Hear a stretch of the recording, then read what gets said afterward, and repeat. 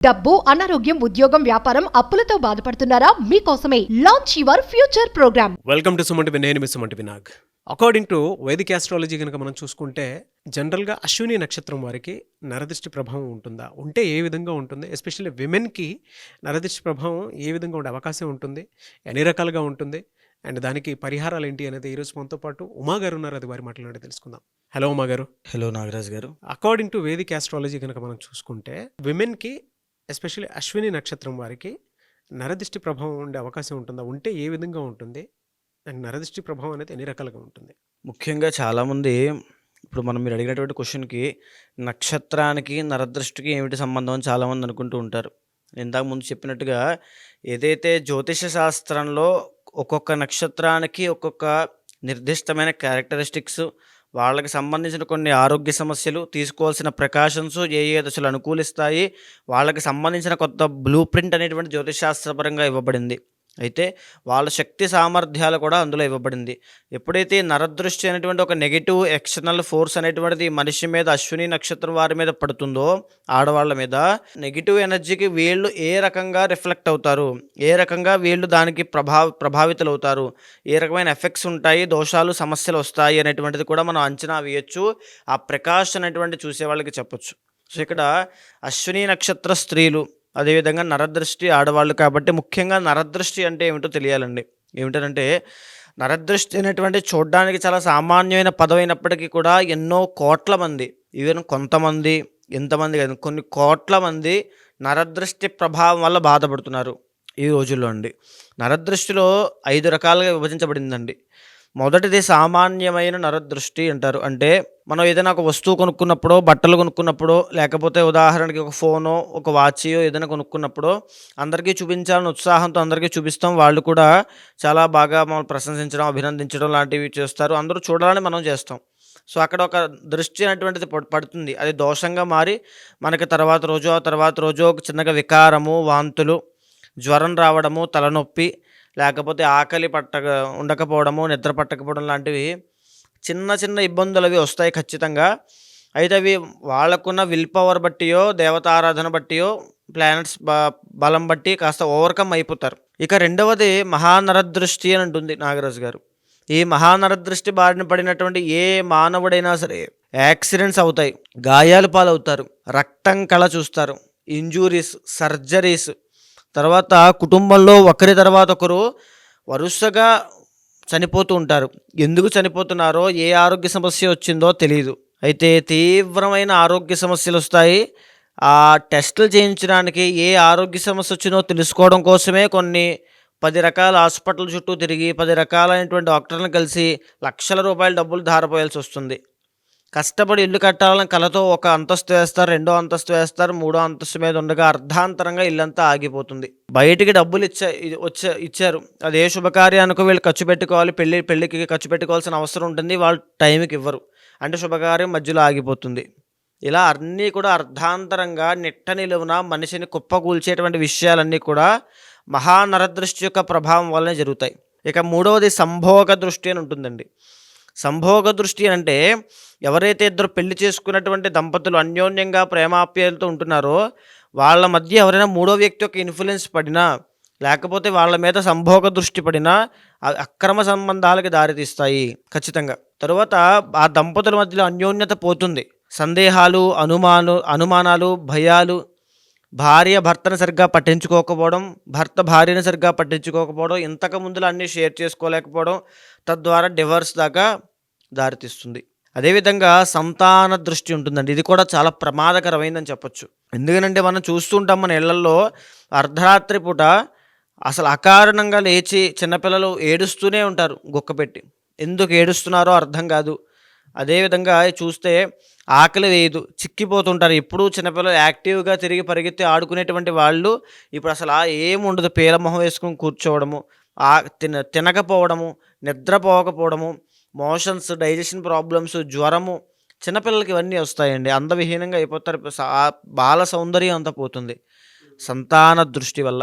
ఏదైతే తల్లికి ప్రెగ్నెన్సీ అవుతారో అంటే కన్సీవ్ అవుతారో, కన్సీవ్ అయిన దగ్గర నుంచి ప్రెగ్నెంట్ డెలివరీ అయ్యే లోపు అది నిలబడదండి, మిస్క్యారీ అయిపోతుంది సంతాన దృష్టి కలిగితే. ఆ దృష్టి దోషం అసలు అత్యంత ప్రమాదకరమైంది. చాలామంది చంటి పిల్లలు కూడా చనిపోయేది ఈ దృష్టి దోషం వల్లనే. అదేవిధంగా ఈ సంతాన దృష్టిని చదువుకునేటువంటి పిల్లలు 10th క్లాస్ అవ్వచ్చు, ఇంటర్, బీటెక్ అవ్వచ్చు, వాళ్ళ మీద పడినప్పుడు వాళ్ళు విద్య అంటే చదువు మీద కాన్సన్ట్రేషన్ తగ్గిపోయి వ్యసనాల మీద, అలవాట్ల మీద, చెడు సహవాస దోషం మీద, జల్సాలకు అలవాటు పడడం, డబ్బులు వృధాగా ఖర్చు పెట్టడం లాంటివన్నీ కూడా ఈ సంతాన దృష్టి వల్ల పిల్లలు చేస్తారు. చాలా ప్రమాదకరమైంది. ఇక 5వది సూక్ష్మ నరదృష్టి అని ఉంటుందండి. సూక్ష్మ నరదృష్టి అని అంటే మన చుట్టూ ఉండేటువంటి వాళ్ళు, మన ఫ్రెండ్సో, మన కుటుంబ సభ్యులో, మన పరివారమో, లేకపోతే మన అనుకుని ఎప్పుడూ మన చుట్టూ తిరుగుతూ ఉండేటువంటి వాళ్ళు మన ఎదుగుదల చూసి, మన ఆనుపాను అన్నీ చూసి మనం ఎదుగుతామనేటువంటి లోపల ఒక ఇబ్బందితో వాళ్ళు చెప్పేటువంటి మాటలు ఉంటాయి. నువ్వు వెళ్ళకు, పడిపోతావు, చనిపోతావు, అప్పులు పాలైపోతావు, ఒంటరివాడు అయిపోతావు, అవసరమా, రిస్క్ ఎందుకు, ఇప్పుడు దాకా ఎవరూ చేయలేదు, నువ్వు ఒక్కడవే చేయబోతున్నావు, అవసరం లేదు, వద్దు, ఆగిపో. సో ఏంటంటే ఆ మనిషికి తన చాలామంది దీన్ని జాగ్రత్త అనుకుంటారు. సో వాళ్ళు మన మంచిగా చెప్తున్నారు, జాగ్రత్తే కదా అనుకుంటారు. కానీ ఒరిజినల్ జాగ్రత్తకి వీళ్ళు చెప్పేటువంటి మాటలకి ఒక థిన్ లేయర్ అడ్డుంటుందండి. అది వ్యక్తిగతంగా వాళ్ళకి మాత్రమే అర్థమవుతుంది ఆ డిఫరెన్స్ ఏంటో. సో ఇక్కడ చూస్తే అలాంటి సూక్ష్మ నరదృష్టి సోకినప్పుడు ప్రయత్నపూర్వకంగా అతనంతట అతనే అవన్నీ మానేసుకుని సెల్ఫ్ కాన్ఫిడెన్స్ లాస్ అయిపోయి డిప్రెషన్లోకి వెళ్ళి ఏ ప్రయత్నమూ చేయక అలా స్తంభించిపోయి, నీరసించిపోయి అలా ఉండిపోతాడు. సూక్ష్మ నరదృష్టి స్లో పాయిజన్ లాంటిది. చుట్టూ ఉండేటువంటి వాళ్ళతోనే అది ఎక్కుతుంది. సో చాలా జాగ్రత్తగా ఉండాలి. అయితే ఈ 5 నరదృష్టిలు ప్రతి మానవుడికి ఏదో ఒక సందర్భంలో వారి యొక్క నక్షత్రము, రాశి లేదా లగ్నము ఆధారంగా వాళ్ళ ప్లానెటరీ కాంబినేషన్స్ వీక్గా ఉన్నప్పుడు, వాళ్ళకి ఆ నెగిటివ్ ఎనర్జీ వచ్చినప్పుడు ఖచ్చితంగా ఇబ్బందులు అనేటివి ఫేస్ చేస్తారు. ఎలా సరే ఈ అశ్విని నక్షత్రం వారికి ఎస్పెషల్లీ విమెన్కి ఏ దిష్టి ప్రభావం ఎక్కువ ఉండే అవకాశం ఉంటుంది? అంటే వేదిక ఆస్ట్రాలజీ ప్రకారం కనుక మనం చూసుకుంటే ముఖ్యంగా అశ్విని నక్షత్రం వాళ్ళు మనం మాట్లాడినప్పుడు కూడా 2-3 సందర్భాల్లో వాళ్ళ గురించి చాలా ఉత్సాహభరితమైనటువంటి మనం మాట్లాడాం. ఎందుకనంటే అశ్విని నక్షత్రం వాళ్ళు దేన్నైనా వెంటనే గ్రాబ్ చేసేటువంటి వాళ్ళకి ఆ టాలెంట్ కెపాసిటీ ఉంటుంది. దేంట్లోనైనా గ్రాస్పింగ్ పవర్ ఎక్కువ ఉంటుంది. వాళ్ళు ఏదైనా సాధించాలనుకుంటే టక్కుమని. అశ్విని నక్షత్రం సింబల్ ఏమిటంటే అశ్విని దేవతలు అంటే గుర్రపు ముఖ ఆకారంలో ఉంటారు. అంటే అది ఏం ఇండికేట్ చేస్తుందంటే ఈ దేన్నైనా దూకుడుతో, సాహసోపేతమైన నిర్ణయాలతో ఫాస్ట్ డెలివరీ ఇచ్చేటువంటి పనులన్నీ ఎవరు చేస్తారంటే అశ్విని నక్షత్రం వాళ్ళు.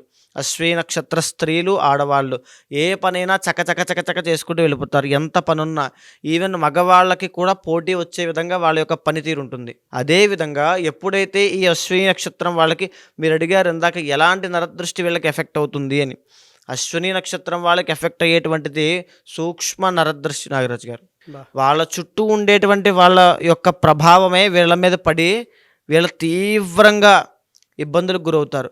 ఒకటి గుర్తుపెట్టుకోండి, అశ్విని నక్షత్ర స్త్రీలైనా పురుషులైనా, ఇప్పుడు మనం మాట్లాడుకునేటువంటి స్త్రీల అంశము కాబట్టి మీరు ఆత్మవిమర్శ చేసుకోండి. ఎప్పుడైనా ఒక పని మీరు మొదలుపెట్టి దాంట్లో వెంటనే వెనక్కి వచ్చేసి దాంట్లో ఫెయిల్యూర్స్ చూస్తున్నారు, ఒక రేంజ్లో ఒక స్థాయికి వెళ్ళి మళ్ళీ వెంటనే కింద పడిపోతున్నారంటే మీకు సూక్ష్మ నరదృష్టి అనేటువంటి దృష్టి దోషం పట్టింది.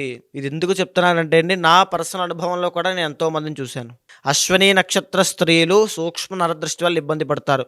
కుటుంబ సభ్యుల దగ్గర నుంచి వచ్చేటువంటి ఒత్తిడి అవ్వచ్చు, ఫ్రెండ్స్ దగ్గర నుంచి వచ్చేటువంటి చెడు సలహాలు అవ్వచ్చు, లేదా సన్నిహితులు, శ్రేయోభిలాషులను సోకాల్డ్గా పిలువబడేటువంటి వాళ్ళ వల్ల వచ్చేటువంటి చెడు సలహాలు అవ్వచ్చు. వాళ్ళ ఇన్ఫ్లుయెన్స్ వల్ల అశ్విని నక్షత్ర స్త్రీలు తొందరగా ఇన్ఫ్లుయెన్స్ అవుతారండి.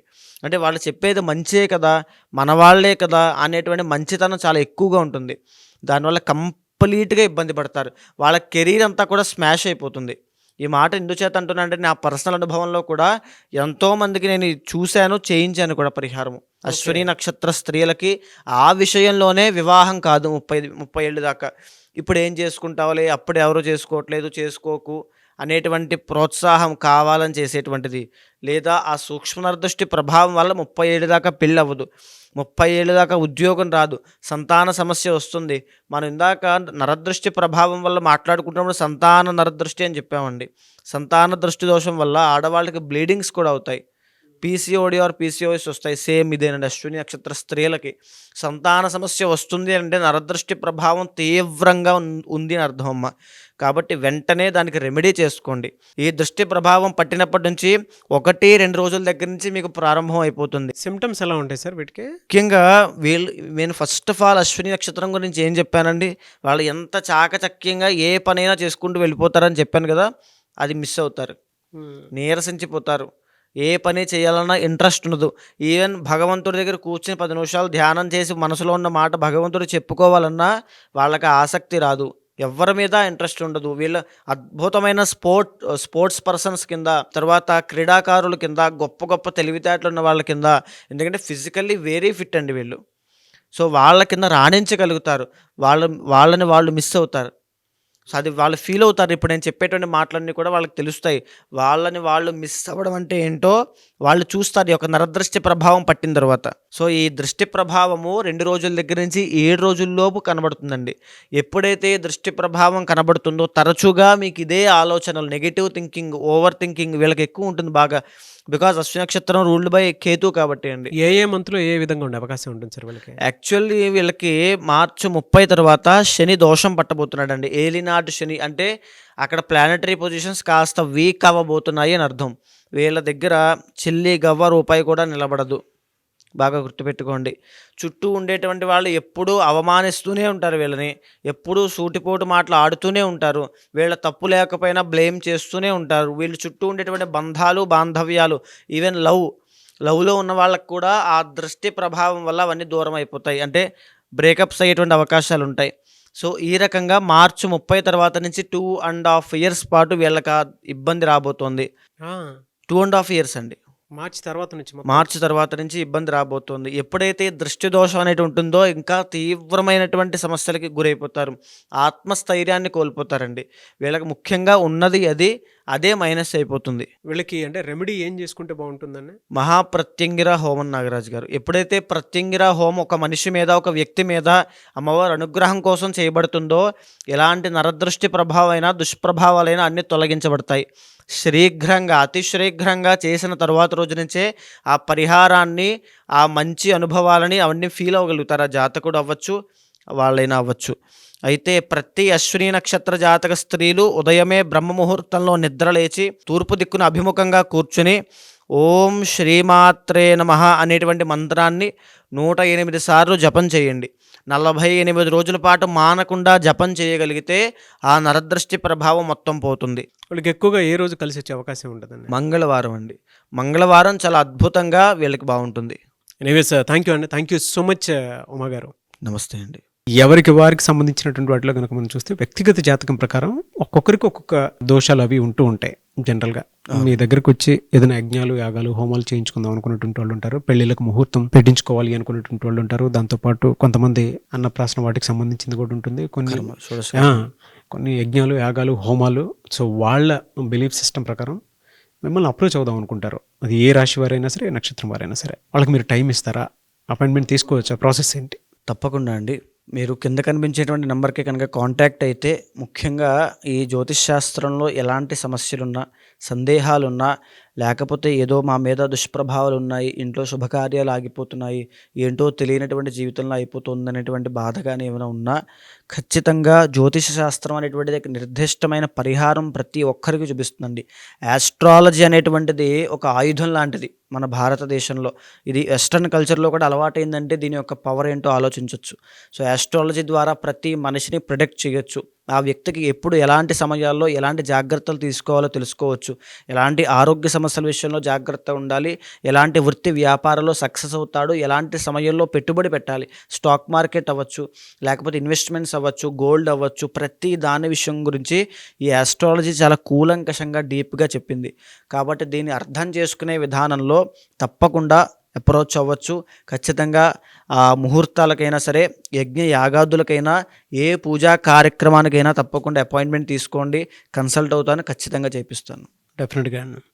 ఎనీవేస్ థ్యాంక్ యూ అండి. థ్యాంక్ యూ సో మచ్ అమ్మ గారు. థ్యాంక్ యూ అండి. చూసారు కదా వీడియో. ఈ వీడియోపై మీ అభిప్రాయాన్ని కమెంట్ బాక్స్లో పోస్ట్ చేయండి. ముఖ్యంగా మీరు కనుక ఉమా గారిని వేదిక్ ఆస్ట్రాలజీ ప్రకారం మీకు ఉండేటువంటి లైఫ్ స్టైల్లో ఏదైనా చేంజెస్ తీసుకురావాలి అనుకున్నటువంటి వాళ్ళు, లేదనంటే ఏదైనా యజ్ఞాలు, యాగాలు, హోమాలు లాంటివి చేసుకోవాలి అనుకున్నా, అండ్ దాంతోపాటు మీకు ఏదైనా డౌట్స్ ఉన్నా కూడా త్రూ వేదిక్ ఆస్ట్రాలజీ కనుక వెళ్ళాలి అనుకుంటే స్క్రీన్ మీద మీకు ఉమా గారి కాంటాక్ట్ నెంబర్ కనిపిస్తుందని మీరు కాల్ ఆర్ మెసేజ్ వాట్సాప్ చేసి వెంటనే అపాయింట్మెంట్ బుక్ చేసుకోవచ్చు. అండ్ ఈ వీడియో లైక్ చేయండి, షేర్ మాత్రం తప్పకుండా చేయండి. ఇలాంటి మరిన్ని వీడియోస్ కోసం మా ఛానల్ ఫాలో అవ్వండి. Thank you.